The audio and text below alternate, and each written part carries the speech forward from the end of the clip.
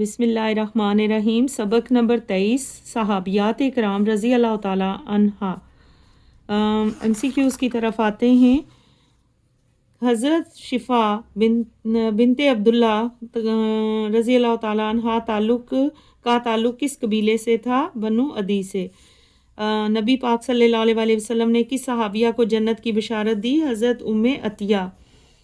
Number 3، حضرت ام سلیم نے کس خلافت کے دور میں وفات پائی؟ خلافت راشدہ میں۔ نمبر 4، حضرت ام عطیہ سے کتنی احادیث مروی ہیں؟ 41۔ نمبر 5 ہے حضرت ام عطیہ مہارت رکھتی تھیں طب میں۔ مختصر جوابات کی طرف آتے ہیں۔ نمبر 1، حضرت شفا بنت عبداللہ کو کن 2 امور میں مہارت حاصل تھی؟ 98 پیج پہ آئیے، یہاں سے آپ لکھیں گے حضرت شفا بنت عبداللہ کو 2 مہارتیں حاصل تھیں۔ نمبر 1، لکھنا پڑھنا اور دم کرنا، جس سے وہ علاج معالجہ کرتی تھیں۔ ٹھیک ہے، آپ لکھنے پڑھنے اور دم کرنے دونوں میں شہرت رکھتی تھیں۔ دم کے متعلق آپ رسول اللہ صلی اللہ علیہ وسلم سے انہوں نے اجازت طلب کی تھی۔ ٹھیک ہے، آپ نے اجازت دی اور فرمایا کہ یہ دم ام المومنین حضرت حفصہ کو بھی سکھا دو جس طرح تم نے انہیں لکھنا پڑھنا سکھایا۔ تو یہ 2 کام تھے جو آپ نے ان کو بتائے تھے۔ ٹھیک ہے جی، شارٹ میں یہ کافی ہے۔ اس کے علاوہ کوسچن نمبر 2 ہے، حضرت ام سلیم کی محبت رسول صلی اللہ علیہ وسلم کا کوئی واقعہ بیان کریں۔ 92 پیج پہ آ جائیے۔ اچھا جی، آپ یہاں سے لکھیں گے کہ آپ صلی اللہ علیہ وسلم نے مہاجرین و انصار میں مواخات کی اور یہ اجتماع ان ہی کے مکان میں ہوا۔ کہاں پہ؟ بھلا کس کے گھر میں؟ ام سلیم کے گھر میں۔ یعنی پیار و محبت کی یہ بات تھی کہ غزوات میں ام سلیم نے نہایت جوش و خروش سے حصہ لیا۔ حضرت محمد صلی اللہ علیہ وسلم ام سلیم اور انصار کی چند عورتوں کو غزوات میں ساتھ رکھتے تھے جو لوگوں کو پانی پلاتی اور زخمیوں کی مرہم پٹی کرتی تھی۔ تو یہاں سے آپ لکھ دیں غزوات میں، یا تو یہاں سے ان کا کارنامہ لکھ دیں۔ یہ کوسچن نمبر شارٹ 2 کا آنسر ہو جائے گا۔ اچھا، نیکسٹ کوسچن ہے ام سلیم کی فضیلت پر ایک حدیث، 99 پیج پہ۔ یہاں سے آپ لکھیں گے حضرت ام سلیم سے چند احادیث مروی ہیں۔ لوگ آپ سے مسائل دریافت کرتے۔ حضرت ام سلیم میں بہت سے فضائل و اخلاق جمع تھے۔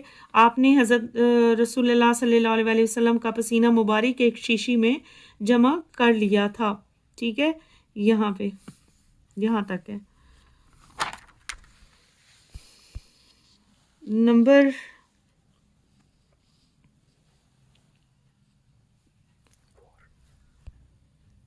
کوسچن نمبر 4، حضرت ام عطیہ غزوات میں کیا کام خدمات سر انجام دیتی تھی؟ 99 پیج پہ۔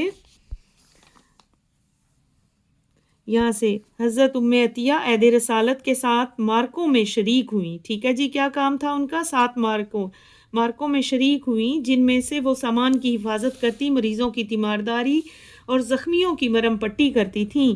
8 ہجری میں حضرت محمد صلی اللہ علیہ وسلم کی صاحبزادی حضرت زینب کا انتقال ہوا تو ام عطیہ اور چند عورتوں نے ان کو غسل دیا اور آپ نے ان کو میت کو بھی غسل دینے کا طریقہ بتلایا۔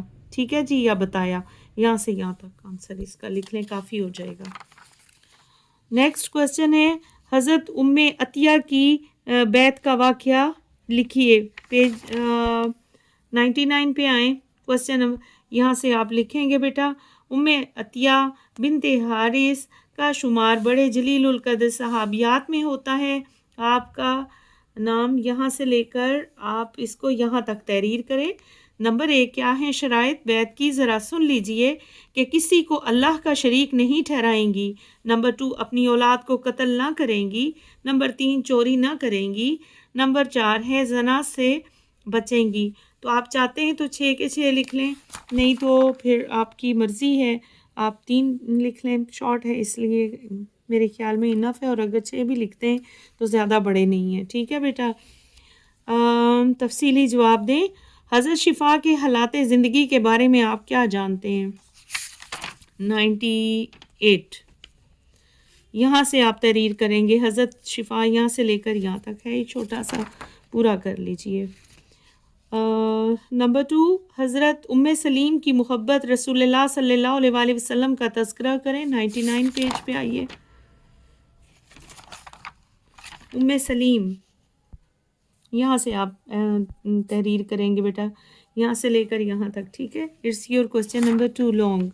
نمبر 3, حضرت ام عطیہ کی علمی اور دینی اور طبی خدمات. 99 اور 100 پہ یہاں سے آپ حضرت ام عطیہ کا یہاں تک لکھیں گے سارا. کوسچن نمبر 4, عہد نبوی صلی اللہ علیہ وآلہ وسلم میں خواتین کی تحصیل علم اور معاشرتی کردار کو سامنے رکھتے ہوئے آج کے دور میں خواتین کے کردار کا جائزہ لیں.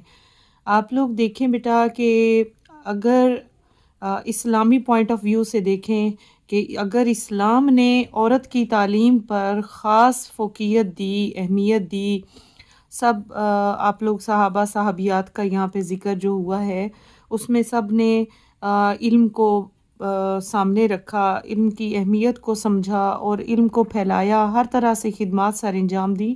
موجودہ دور تو بہت ہی مشکلات کا سامنا کرنا پڑ رہا ہے, تو اس ایسے دور میں ہر خاتون کا پڑھا لکھا ہونا دینی اور دنیاوی لحاظ سے بہت لازمی اور ضروری ہے. پھر آپ کے ہر موجودہ دور میں بھی خاتون پڑھی لکھی ہوگی تو نہ صرف وہ اپنے بچوں کو تعلیم دے گی, علم سے روشناس کرے گی, بلکہ وہ معاشرے میں اہم کردار ادا کرے گی, وہ اپنے ایک آمدنی کا ذریعہ بنے گی اور اپنے بچوں اور اپنے گھر والوں کے لیے سہولت کا باعث بنے گی. تو گویا موجودہ دور میں بھی ایک عورت کا تعلیم یافتہ ہونا حد سے زیادہ ضروری ہے. تو باقی جو پوائنٹس آپ کے نظر میں ہیں وہ آپ لکھ لیجئے اپنے پاس سے بھی. بہت شکریہ, اپنا خیال رکھیں, اپنی دعاؤں میں یاد رکھیں. یہ چیپٹر بھی کمپلیٹ ہو جاتا ہے. اچھی طرح سے اسباق کو یاد کریں, نہیں سمجھ آتی تو آپ کمنٹ سیکشن میں کمنٹ کر کے مجھ سے پوچھ لیں. اللہ حافظ.